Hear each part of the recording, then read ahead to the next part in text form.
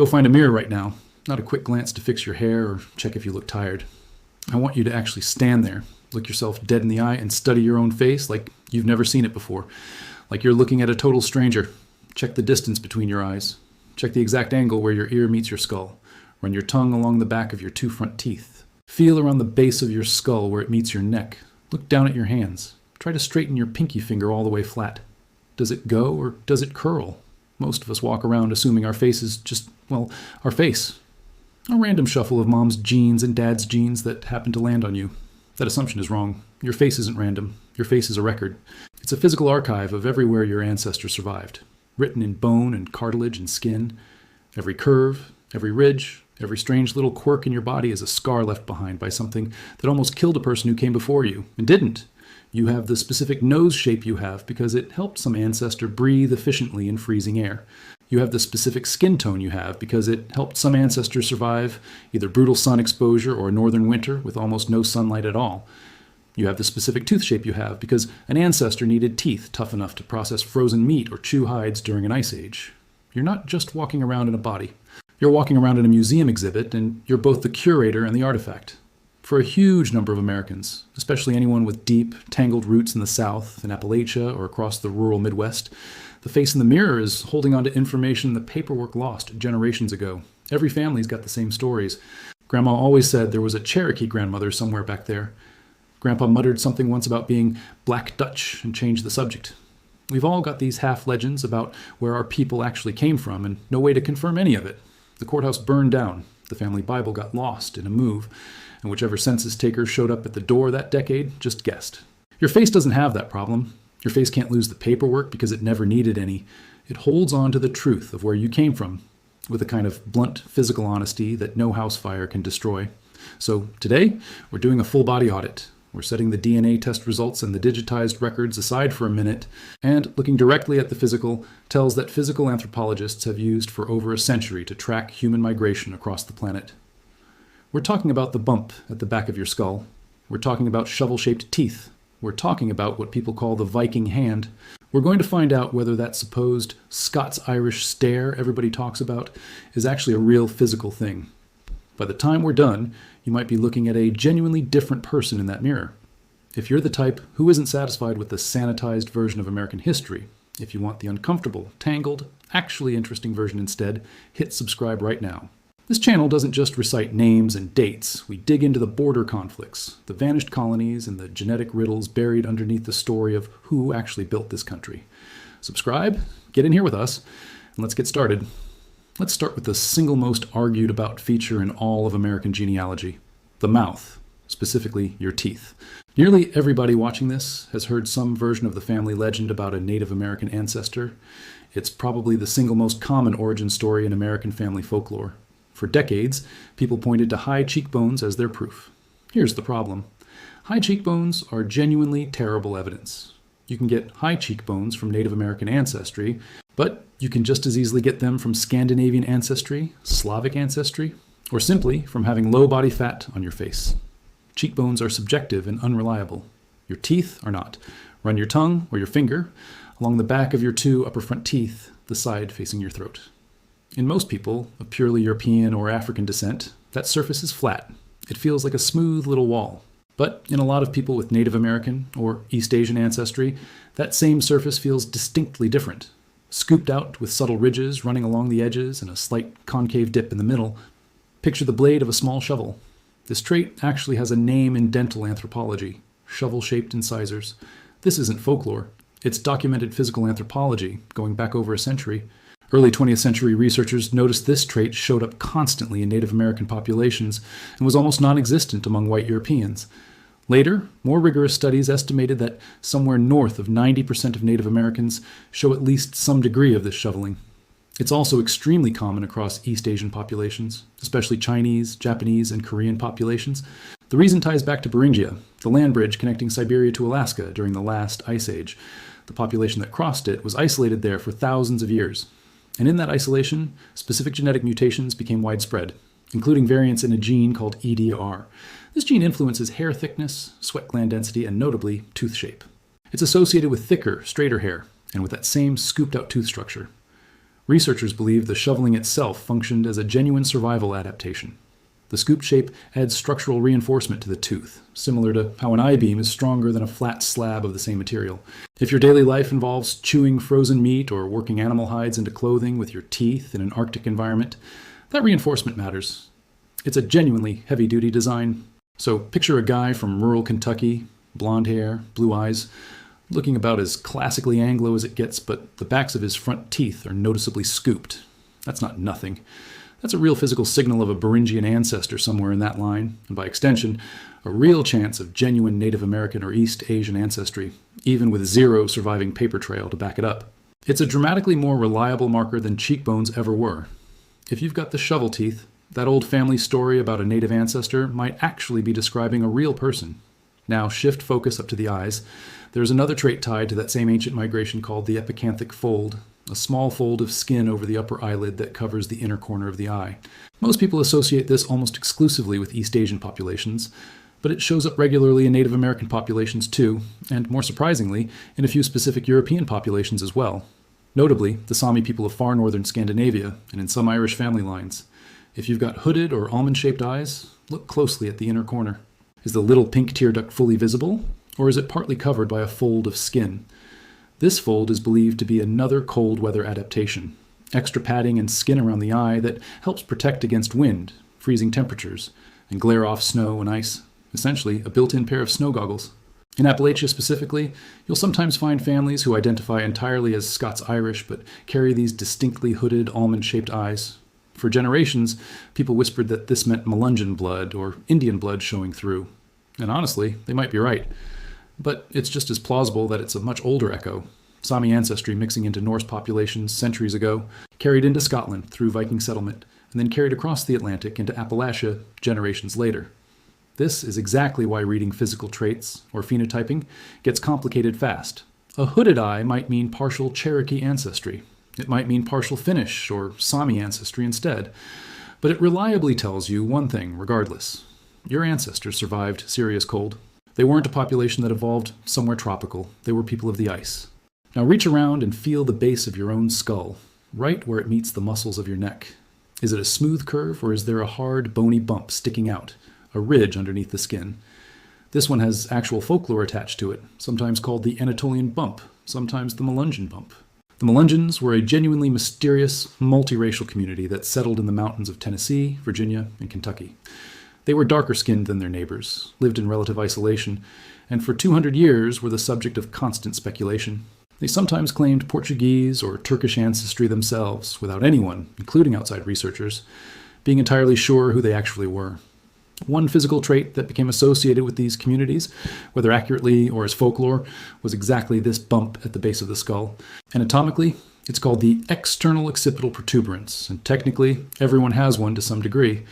In some people, though, it's pronounced, forming a distinct hook or ridge under the skin.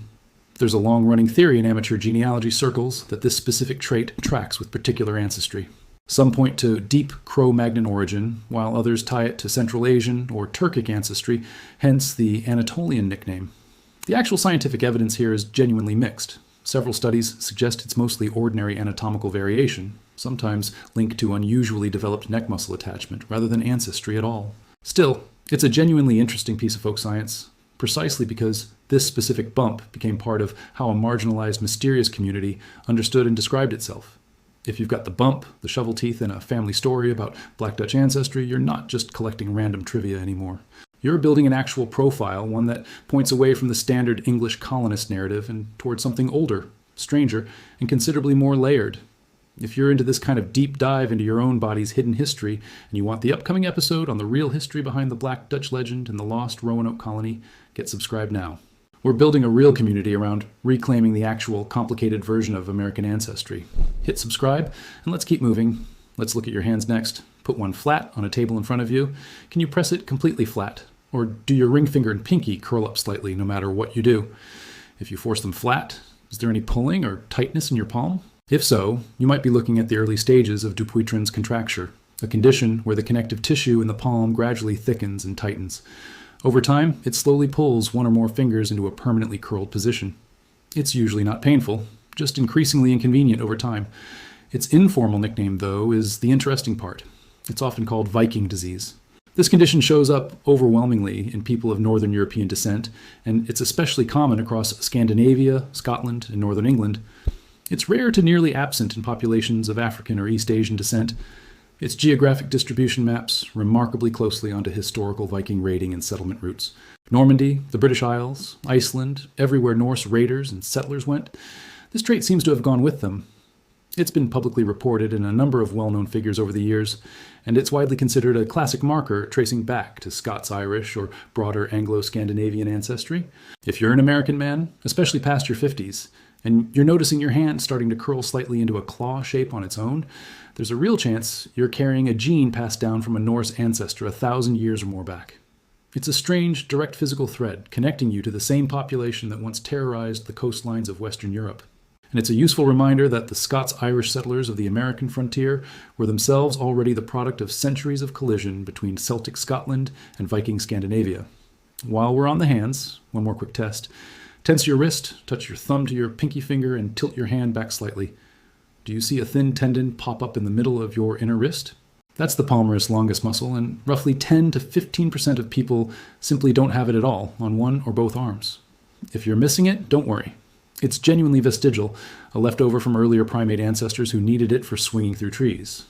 Modern humans don't use it for much of anything, and evolution appears to be slowly phasing it out of the human blueprint entirely. If it's missing, you could say you're slightly further along that particular evolutionary curve than the rest of us. If you've got it, you're just carrying a spare part nobody needs anymore. It doesn't tell you much about ancestry specifically, but it's a good reminder that none of us are finished products. We're all walking around with leftover parts from millions of years of trial and error.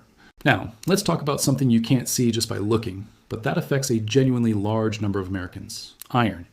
There's a genetic condition called hereditary hemochromatosis, which causes the body to absorb far more iron from food than it actually needs. Most people have a natural shutoff mechanism. Once the body has enough iron on hand, it stops absorbing more from the diet. People with hemochromatosis are missing that shutoff switch entirely. Their bodies keep absorbing iron indefinitely, and over years it builds up to toxic levels, gradually damaging the liver, the heart, and other organs. This is actually one of the most common inherited genetic conditions in the Western world, and it carries a memorable nickname, the Celtic curse. It's found overwhelmingly in people of Irish, Scottish, and Welsh descent. In Ireland specifically, roughly 1 in 83 people carries 2 copies of the associated gene variant. Here's the question worth asking. Why would evolution hang onto a gene that can eventually damage your organs? Because for the overwhelming majority of human history, it didn't kill anyone. It saved them. Iron was genuinely difficult to come by in a pre-industrial diet, especially one built around potatoes, oats, and grain rather than red meat. A subsistence farmer in 17th century Ireland was almost certainly walking around mildly iron deficient most of the time, and iron deficiency is dangerous. It weakens the immune system's ability to fight infection, and it makes childbirth significantly riskier for both mother and child. A mutation that pushed the body into aggressive iron absorption mode was, in that specific historical context, a genuine survival advantage. In the year 1600, carrying this gene likely meant you were less anemic, more likely to survive childbirth, and more resilient through famine than your neighbors without it. It only became a liability in the modern world, where diets are suddenly rich in red meat, iron-fortified cereal, and daily multivitamins, and a mechanism built to hoard scarce iron now has far too much iron to work with. If you've been diagnosed with hemochromatosis, or you've just had a doctor flag unusually high iron levels on a routine blood work panel, that's a genuine genetic signature, a direct line back to famine-era tenant farmers in Ireland and Scotland whose bodies learned the hard way how to survive on almost nothing. Back to the mirror for the ears. Look at your earlobes. Do they hang freely, or are they attached directly to the side of your head with no separation at all? Attached earlobes are a recessive trait. Free-hanging lobes are dominant. You'll find attached earlobes across every population on Earth, but they show up with somewhat higher frequency in Germanic and Celtic-descended populations specifically. There's no known survival advantage tied to this one either way. It's mostly just a useful trait for tracking specific family lines. More interesting is something called Darwin's tubercle. Look at the upper outer rim of your ear. Is there a small thickened point or bump on the cartilage there? Roughly 1 in 10 people have this. Charles Darwin himself pointed to it as a vestigial feature, a small physical leftover from a much older ancestor whose ears were pointed and could actually swivel to track sound, the way a cat's or a deer's still can. What you're looking at is essentially the folded over remnant of that point. It's one more small, honest reminder that underneath all the culture and clothing, you're still an animal that survived. What about your feet? Look down at your toes.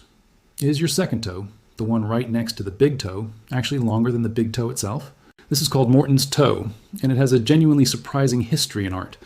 Classical sculpture treated this exact proportion as the ideal of physical beauty, and it's visible across a huge number of ancient Greek and Roman statues, which is why it's sometimes informally called the Greek foot. Biologically, it's just a variation in the relative length of the metatarsal bones, and it's fairly common across European populations, often associated with Celtic and Germanic ancestral lines specifically. It does create some real practical issues for runners, since it shifts how weight distributes across the foot on impact. If you've got Morton's toe, you're sharing a physical trait with 2,000-year-old marble statues, and you're also probably a little pickier about running shoes than most people. Let's talk about something with more weight to it: the Black Dutch legend. This is a phrase thousands of American families have used for generations. Grandpa wasn't part Indian, he was Black Dutch. What did that phrase actually mean? Usually, it was a cover story. Through the segregation era, especially, having visibly dark skin or a notably olive complexion was genuinely dangerous. It risked being formally classified as colored or mulatto on official records, a classification that carried real legal consequences, from voting restrictions and marriage laws to outright loss of property rights. So families built protective cover stories instead. We're not mixed, we're Black Dutch, or in some regions, Black Irish. It sounded safely, plainly European. It sounded like nothing to worry about. What was the reality usually hiding underneath it? Often, one of a few specific things. Genuine Native American ancestry, the same kind we talked about with shovel teeth, genuine African ancestry in mixed-race families quietly passing as white, or, in a smaller but real number of documented cases, Sephardic Jewish or North African Moorish ancestry. There's a real historical theory that some families using the Black Dutch label were actually descended from German Jewish or Iberian Moorish refugees who fled first to the Netherlands and later crossed the Atlantic to America, using Dutch as convenient cover for ancestry that would have been dangerous to name directly. There's a genetic angle here too, and it's worth knowing. Beta thalassemia is a blood disorder somewhat similar to sickle cell trait, but concentrated specifically in populations from the Mediterranean, especially Italy, Greece, and Turkey. If you're a white American from the rural South and you happen to carry the thalassemia trait, that's a real direct genetic link back to the Mediterranean world. Whether or not anyone in your family ever said the words Spanish, Jewish, or Turkish out loud, maybe the ancestor your family quietly called Black Dutch wasn't Dutch, Native, or African at all. Maybe they were a Sephardic Jewish refugee hiding in the Appalachian Mountains, or an Ottoman sailor who never made it home. The blood carries details the census taker simply never wrote down. And speaking of blood, there's one more marker worth knowing: Rh negative blood type. Most people worldwide are Rh positive. Globally, only around 15% of people are Rh negative.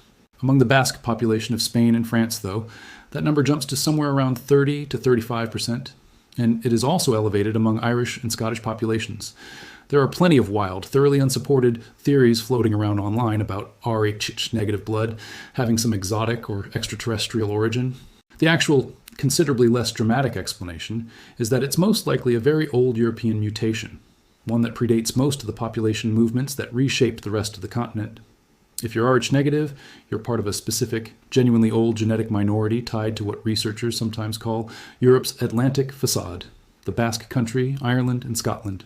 Populations with unusually deep, unusually undisturbed roots, stretching back to well before the Roman Empire, and in some cases, well before the arrival of the Indo-European speaking populations that reshaped most of the rest of Europe. So what do you actually do with all of this? You stop treating your own face as a vanity project. Stop wishing for a straighter nose or a different jawline for a minute, and start reading your own face like a document instead. If you've got the shovel teeth, that's a small tribute to the ancestor who crossed an ice bridge that no longer exists. If you've got the Viking hand, that's a tribute to the ancestor who crossed the North Atlantic in an open boat. If you've got the Celtic curse, that's a tribute to the ancestor who survived a famine that killed the neighbors. Your face isn't a flaw to fix. It's a kind of victory banner. The simple fact that you're standing there breathing means every single one of these traits already did its job. They kept your specific line alive through plagues, wars, ice ages, and famines that wiped out plenty of other lines completely. The next time you look in that mirror, don't just see yourself standing there alone. See the long line of people standing behind you, the ones who survived exactly long enough in exactly the right places to eventually hand you the face you're wearing right now. And we've barely scratched the surface here. We haven't even gotten into epigenetics yet. How something your grandmother lived through might have actually altered how your own genes get expressed today. We haven't touched the so-called warrior gene and its debated links to behavior and temperament. If you want to keep going down that road, if you want to understand not just the hardware of your ancestry, but the software running on top of it, you already know what to do. Hit subscribe, drop into the comments, and tell me straight up, do you have the shovel teeth, the bump at the back of your skull, the curling Viking hand? Let's map this out together as a community. I'll see you in the next one. And remember, whoever you think you are, you're almost certainly more than that.